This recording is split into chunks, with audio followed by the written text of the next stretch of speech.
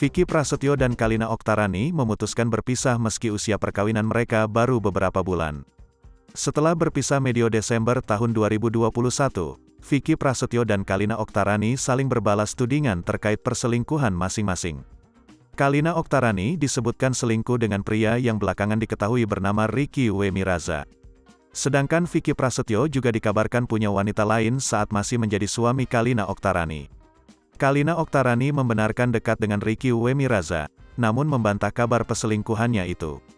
"Saya dan dia, Ricky Wemiraza, memang dekat," kata Kalina Oktarani di kawasan Kuningan, Jakarta Selatan, Kamis, tanggal 24 Februari tahun 2022. "Mau pacaran atau cuma berteman?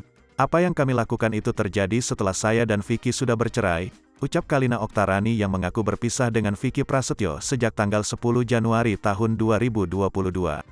Sementara dengan Ricky Wemiraza, Kalina Oktarani mulai dekat sejak tanggal 18 Februari tahun 2022.